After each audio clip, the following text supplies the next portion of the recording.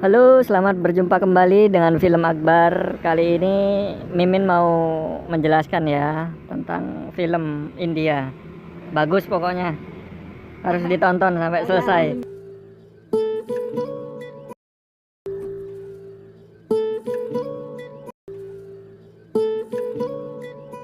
Kisah akan berfokus pada seorang pemuda tunanetra bernama Rohan, yang mana dengan pengalamannya tidak bisa melihat sejak lahir, Rohan pun mampu hidup mandiri tanpa dibantu oleh orang lain. Sama seperti sosok Matt Murdock di film Daredevil yang setelah mengalami kecelakaan kimia matanya jadi buta dan punya indera pendengaran super tajam.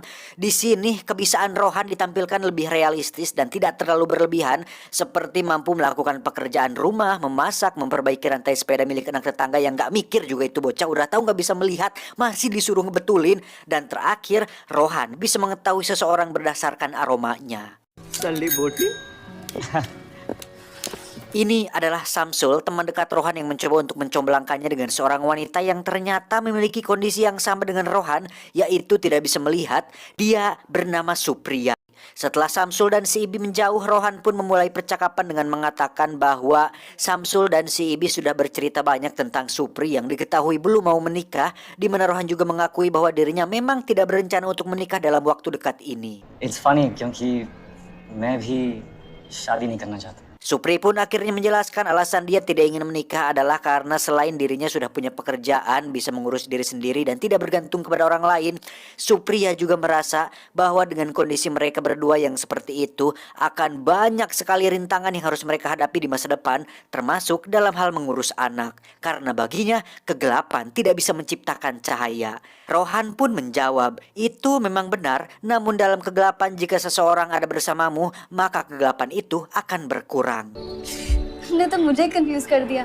शादी करना चाहते हो या नहीं? Be sure, अपने बारे में let's just see. Setelah pertemuan tersebut, mereka berdua pun pergi menyaksikan sebuah perayaan yang diadakan tak jauh dari komplek mereka. Ini adalah Amit, salah satu pemuda dari desa tetangga yang merupakan adik dari seorang calon anggota legislatif yang keluarganya cukup terpandang, di mana Amit tak sengaja melihat kecantikan Supri yang begitu mempesona sampai-sampai dia memandanginya dengan cukup serius. Bye. Suatu hari Rohan pun menemui Supriya yang sedang bekerja sebagai seorang pemain piano dalam sebuah sesi latihan dansa, di mana Rohan yang tidak mau kalah pun mengajak Supriya untuk berdansa juga. Dan seperti biasa, film India sangat identik sekali dengan nyanyian dan tarian yang selalu disisipkan dalam setiap kesempatan. Dan karena jika memasukkan lagu aslinya berpeluang copyright, maka saya akan ganti dengan lagu India yang lain yang besar kemungkinan lebih aman dan masih nyaman untuk didengar.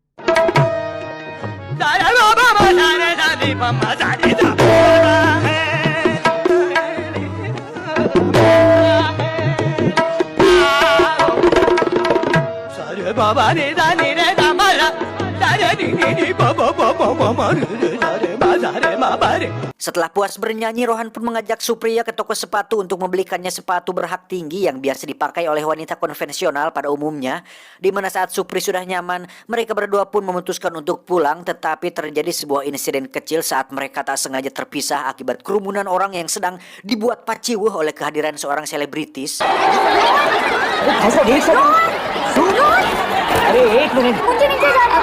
आप नीचे नहीं जा सकते।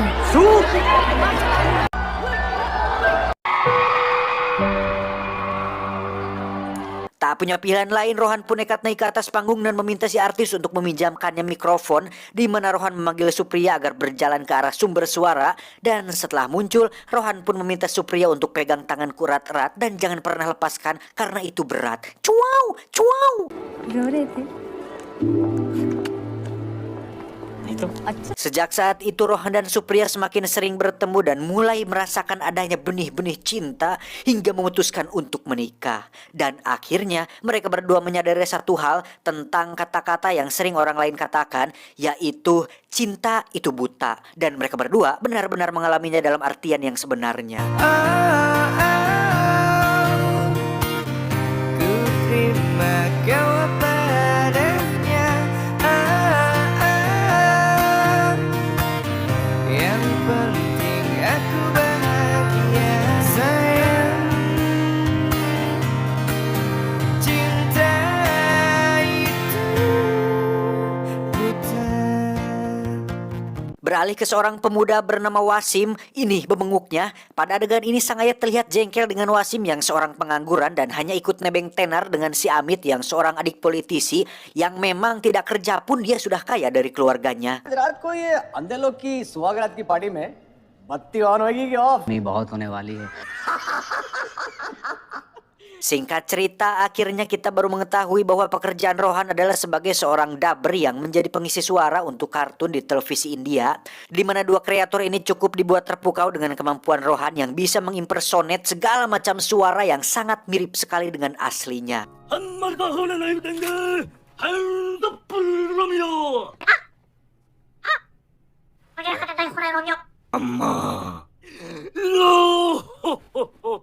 यार बिना देखे कैसे डब करता है वो भी इतनी आवाजों में एक साथ। Hal itu pun dibuktikan saat Rohan menelepon Supriya dengan menirukan suara Amitabh Bachchan, sang aktor legendaris India, yang mana hal itu sempat membuat Supri terkejut sekaligus gemper karena Rohan menirukan suara beliau dengan begitu sempurna. आपकी सुंदरता का एक गुणगान गा रहे हैं माशाए। मुझसे तो ऐसा कभी नहीं कहा। यही शिकायत है। जी शुक्रिया, थैंक यू अमित जी। ये आशीर्वाद के साथ विदा लेता हूँ। Suatu malam Rohan dan Supriya pun pergi ke restoran untuk makan malam bersama. Namun terjadi insiden kecil yang cukup mengganggu saat mereka berdua dalam perjalanan pulang, di mana Amit dan Wasim yang sedang mabok alkohol pun tiba-tiba datang dan mengganggu mereka berdua, sampai-sampai nekat akan menyentuh Supriya yang sudah jelas ada Rohan suaminya di situ. Terjadi sedikit kedegangan, tapi beruntung mereka berdua teriak sehingga saat para tetangga keluar rumah, Amit dan Wasim pun segera pergi dari sana. रास्ता छोड़। अच्छा चल छोड़ दिया जा जा। ये तो अंधेरे में अच्छा खासा तीर चला लिया यार। रानी से बात कर, बीवी है मेरी। अरे ये क्या है? अरे वसीम देख देख देख लेता हूँ। और बात समझ। शिलो आंटी, माद्रिता है, चिरके भाभी, आओ सब लोग। कहाँ गए? वो कहे सो। चल कर। Esok paginya ketika Rohan sudah berangkat kerja dan Supriya hanya sendirian di rumah, muncullah si koplok Amit dan Wasim yang tiba-tiba sudah berada di dalam rumah, di mana mereka berdua langsung membius Supri kemudian mengikatnya di atas ranjang. Dan bagong emang, Anda pasti akan sangat dibuat emosi dengan apa yang akan mereka lakukan pada Supriya.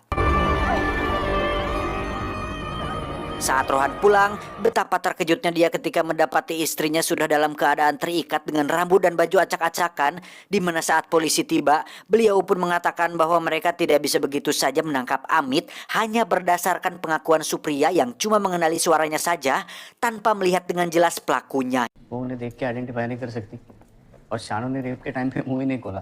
नाक की गारंटी लेगा क्या? इसीलिए मेडिकल के लिए भेज रहा हूँ। Diperlukan laporan medis dalam waktu 24 jam untuk membuktikan bahwa Amitlah pelakunya, sehingga mereka berdua langsung pergi ke rumah sakit dengan ditemani seorang anggota polisi. Namun tiba-tiba muncullah sebuah mobil yang mencegat mereka, kemudian membawanya ke sebuah gudang kosong yang jauh dari pemukiman, di mana di situ ada seorang pria besar yang merupakan ajudan dari kakaknya Amit yang seorang politisi yang mengancam akan membunuh mereka berdua jika masih kekeh ingin memperpanjang kasus tersebut.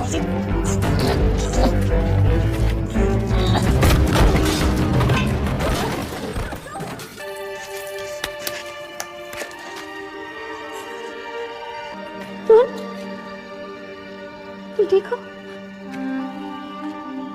Setelah dibuang di pinggir laut yang tentu saja semua bukti akan terhapus dan terbawa air, mereka berdua pun datang ke kantor polisi setelah lewat 24 jam, sehingga laporan mereka dianggap tidak valid tanpa adanya bukti kuat yang menunjukkan bahwa Supriya telah diperkosa. ले रेप का कंप्लेंट किया फिर 24 घंटे गुल। Tak ingin menambah masalah lagi, Supriya pun meminta Rohan untuk tidak memperpanjang kasus ini dan memilih diam saja tanpa berbuat apa-apa karena pada dasarnya yang mereka berdua inginkan hanyalah kedamaian. करवाऊंगा फिर से मैं मेडिकल। क्यों नहीं रहे हो? क्या कर रहे लोग हमारे साथ?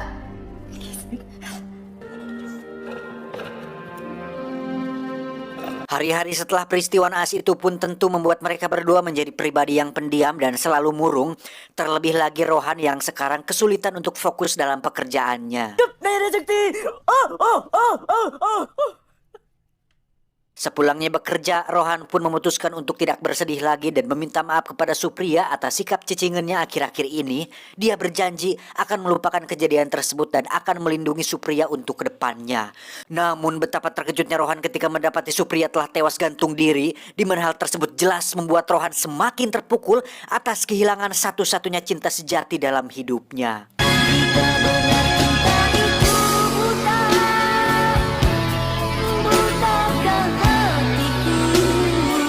Dalam masa berkabung muncullah kakak dari Amit yang seorang politisi bernama Thakur. Ini bebenguknya, beliau datang ke sana untuk menyampaikan belasungkawa sekaligus mengatakan sesuatu yang sangat-sangat tidak mencerminkan sebagai seorang politisi terhormat, di mana beliau justru mengancam Rohan agar jangan pernah berani mengungkit kasus ini lagi atau menceritakannya kepada orang lain, karena hal itu akan merusak citra dan nama baik beliau sebagai politisi yang dikenal baik, amanah dan bertanggung jawab. Padahal makan enggak. एक बात समझ में नहीं आई आपकी मिसेस की, ये तो भी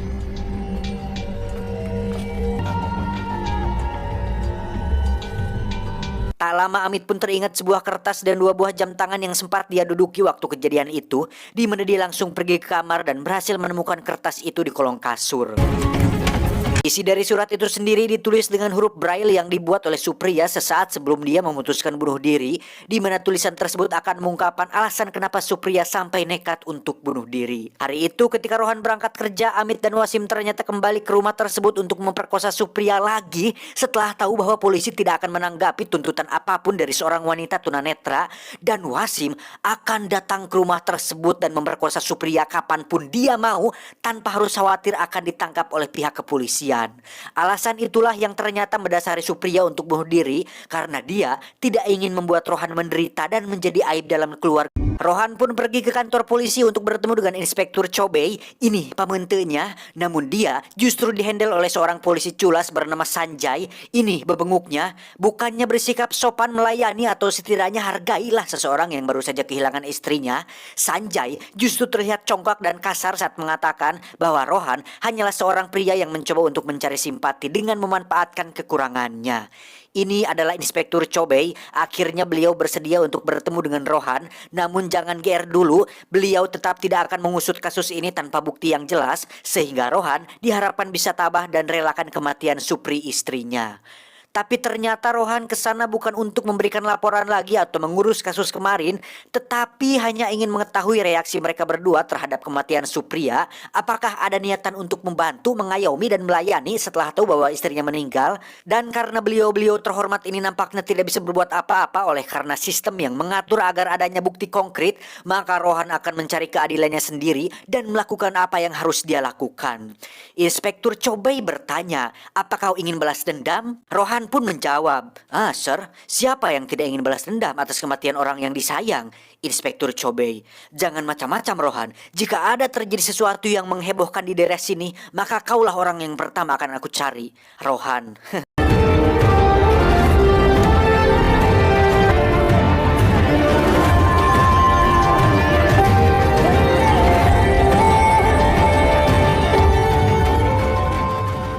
Beralih ke rumah Tuan Thakur sang politisi, di mana Anda akan cukup terkejut saat mengetahui bahwa Sanjay, anak buahnya Inspektur Chobei, ternyata selama ini bekerja untuk Tuan Thakur. ये बात सुनेगा आपकी?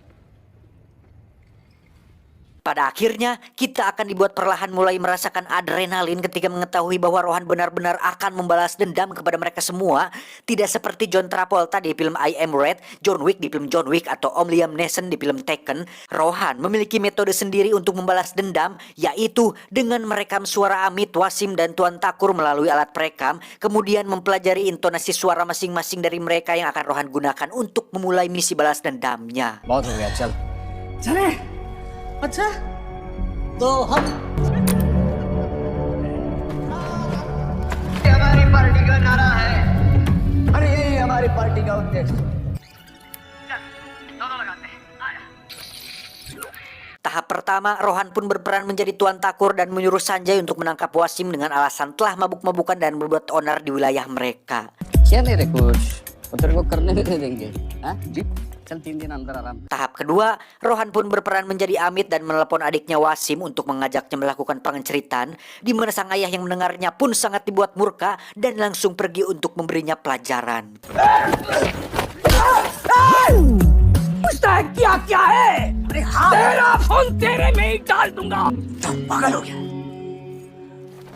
Rohan pun kembali menjadi Amit dan meminta adik Wasim untuk bertemu dengannya dengan alasan ingin meminta maaf secara langsung karena telah lancang mengajaknya melakukan, di mana Rohan juga menjadi adik Wasim dan menghubungi Amit dengan mengatakan bahwa dia sangat mencintai Amit dan ingin bertemu dengannya di suatu tempat. अरे मेरे कॉलेज का दोस्त था यकीन नहीं होता तो तेरे सामने कान पकड़ती हूँ पापा Untuk memanaskan suasana, Rohan yang sudah menjadi tuan takur pun langsung menghubungi ayah Wasim dan mengatakan bahwa Amit adiknya sudah kebelet ingin sehingga dirinya akan memberikan uang berapapun agar putrinya mau melakukan hal tersebut dengan Amit adiknya. बस चिल्लाने का नहीं Hal tersebut jelas membuat ayah Wasim menjadi sangat murka hingga mendatangi tempat pertemuan Wasim dan putrinya yang juga terlihat sedang bingung karena tidak pernah merasa mengatakan apapun yang mereka sampaikan di telepon. Namun sang ayah yang sudah kepalang nafsu pun langsung menyerang Amit dengan pisau, tetapi karena kalah fisik, justru ayah Amitlah yang harus terluka dan mengalami kritis akibat insiden. Mendengar kejadian itu, Tuan Takur pun menyuruh Sanjay untuk membawa Wasim ke rumahnya. Namun Sanjay langsung olohok karena kan Wasim di kantor pak, kan bapak yang nyuruh saya buat nangkep dia tadi siang. Tuan Takur pun menjawab, ah ngomong apa kamu, buruan bawa si Wasim ke rumah saya. Washim को भेज Sementara itu, Rohan yang sudah sukses mempermainkan mereka berdua justru semakin dibuat bersedih setelah menyadari bahwa pada dasarnya misi balas dendam yang dilakukannya tidak akan bisa membuat Supriya hidup kembali.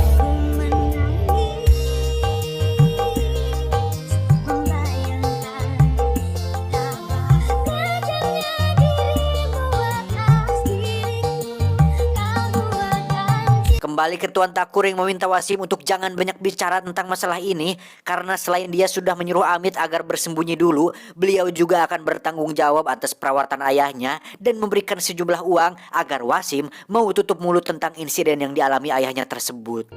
जी दा या Bersama dengan itu, kita akan melihat Rohan sedang berbelanja beberapa perkakas yang sepertinya akan dia gunakan untuk sesuatu yang sangat buruk.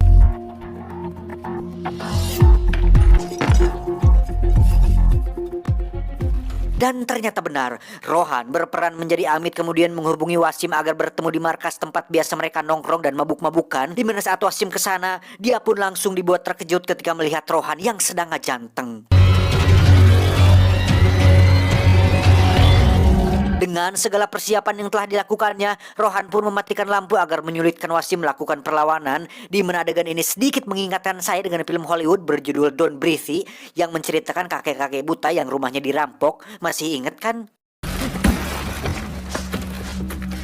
Wasim pun menyalakan lampu ponsel dan menemukan remah-remah keripik sampo di permukaan lantai yang ternyata Rohan gunakan untuk mengetahui posisi Wasim melalui pendengarannya, sehingga dia dengan pelan-pelan berjalan menuju stop kontak dan menyalakan lampu, kemudian melempar Rohan dengan beberapa botol minuman.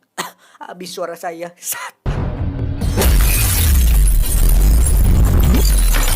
Meski begitu, Rohan pun tetap bertahan dan berhasil mencekik leher si Wasim untuk kemudian menggunakan tali untuk mengikat lehernya dan menjatuhkannya yang membuat Wasim tewas seolah gantung diri.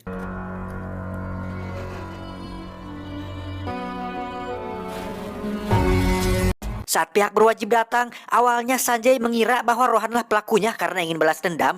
Tapi setelah dipikir lagi, bagaimana ya mungkin seorang tunanetra bisa melakukan ini semua hingga mereka menemukan sapu tangan milik Amit di bahu Wasim. Inspektur Chobai pun menemui Tuan Takur untuk berdiskusi dengannya, di mana mereka berdua berkesimpulan bahwa Rohan sedang mengeksekusi rencananya yang akan berakhir pada Tuan Takur. याद रखना मेरे भाई के पीछे मैं हूँ Saat jasad Wasim sedang dikebumikan, di situ Rohan hadir untuk kembali memberikan tanda dengan menjatuhkan jam tangan milik Supriya ke dalam kuburannya. Saat Rohan pulang, tanpa dia sadari Inspektur Chobei ternyata diam-diam mengikutinya untuk kemudian datang ke rumahnya dengan maksud ingin menanyakan keterlibatan Rohan dengan kematian si Wasim. Chobei masih ingat betul dengan kata-kata Rohan saat di kantor polisi ketika dia mengatakan ingin balas dendam, tetapi Rohan beralibi bahwa saat itu dia sedang emosi dan terlebih lagi bagaimana Rohan bisa sampai di lokasi tempat tewasnya Wasim dan kalaupun ingin balas dendam sepertinya terlalu terburu-buru untuk melakukannya sekarang. Setelah mendengar jawabannya, Chobei pun tetap meminta agar Rohan berhati-hati dan menjauh dari kasus ini karena jika terbukti dia terlibat, maka nyawanya sedang dalam bahaya.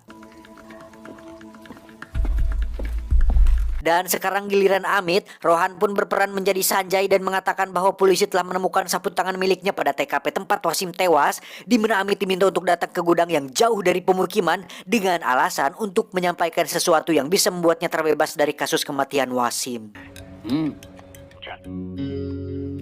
Singkat cerita, Rohan pun terlihat sampai lebih dulu di gudang yang ternyata pernah jadi tempat diculiknya dia dan Supriya. Namun karena tak ingin merusak rencana dengan kenangan buruk tersebut, Rohan pun langsung bersiap di depan pintu dengan sebatang besi di tangannya.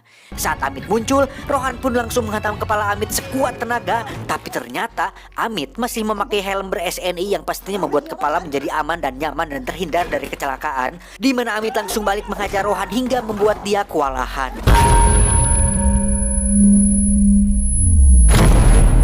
Setelah dihajar habis-habisan sampai dibuat tersungkur, Rohan pun bangkit dan mulai fokus dengan indera pendengarannya. Di mana saat dia sudah mengetahui posisi Amit, Rohan pun langsung satakar kebang menghantamnya dengan kemurkaan yang membuat Amit langsung tak sadarkan diri.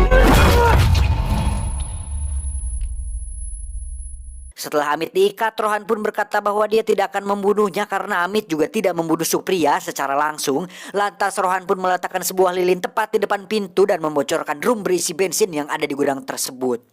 Rohan pun menghubungi Tuan Takur dan berperan menjadi Amit dengan mengatakan bahwa dia sedang disekap di sebuah gudang tempat Rohan dan Supriya dulu diculik, sehingga beliau langsung datang ke sana untuk menyelamatkan adiknya.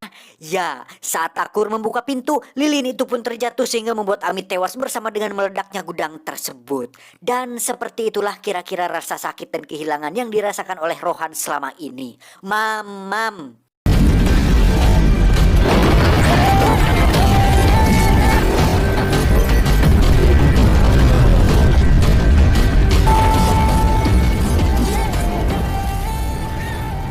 Setelah polisi tiba di TKP, Takur pun meminta Chobei untuk segera menangkap Rohan atas kasus ini. Tetapi karena mereka tidak memiliki bukti, ditambah lagi Rohan adalah seorang tunanetra, maka hal itu jelas akan membuat netizen dan publik murka dibuatnya.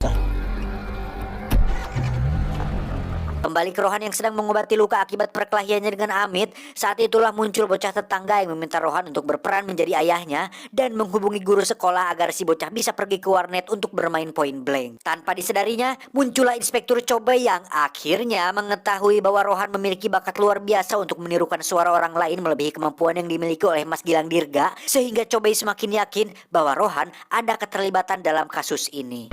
Chobei pun menyuruh anak buahnya untuk mendata semua percakapan telepon yang dilakukan oleh Rohan, kemudian memberikannya waktu 24 jam sebelum dia menjadikan Rohan tersangka, dan selama Chobei memeriksa semua data rekaman percakapannya, rumah Rohan akan dijaga ketat oleh para aparat yang bertugas. Saat itu juga, Chobei langsung pergi ke warung telepon yang biasa Rohan gunakan untuk melakukan aksi balas dendamnya, namun telepon tersebut sudah tutup dan akan buka kembali besok pagi. तब तक ये केस खत्म हो जाएगा. Yes sir. Sementara itu di rumah Rohan terlihat Sanjay memimpin tugas penjagaan, di mana Samsul terlihat berjalan bersama 3 wanita bercadar, dan karena curiga Sanjay pun menyuruh mereka bertiga untuk membuka cadar tersebut. Sesaat kita menganggap bahwa salah satunya adalah Rohan, tapi ternyata tidak. Karena sebelumnya Rohan telah menghubungi Samsul agar menyewa tukang fogging atau pengasapan yang biasa dilakukan di komplek-komplek yang ada jariannya, di mana Rohan kabur melalui jalan belakang dan memanfaatkan bocah tetangga untuk melalui kumpulan polisi yang sedang menjaganya. Setelah sampai di lokasi tempat terakhir rencana balas dendamnya, Rohan pun menghubungi Tuan Takur dan mengakui bahwa dialah orang yang telah merencanakan kematian Amit adiknya. Lantas Takur diminta datang ke lokasi sebuah gedung apartemen yang dulu rencananya akan menjadi tempat tinggal untuk dirinya dan Supriya. Dan inilah saatnya final battle. Takur pun menyuruh ajudannya untuk membunuh Rohan, namun Rohan yang cerdas langsung lari kemudian loncat sejauh mungkin yang membuat si ajudan tewas terjatuh ke dalam lubang yang belum ditebok.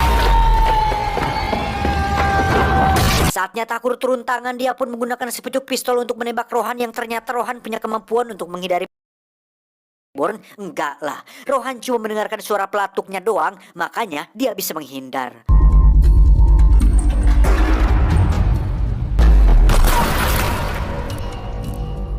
Saat Rohan bersembunyi di balik kegelapan, dia pun membuat beberapa kayu, kusen, dan deplang jatuh tepat menimpa Thakur. Lantas Rohan segera mengambil beberapa bola besi untuk dilemparkan, tapi tiba-tiba...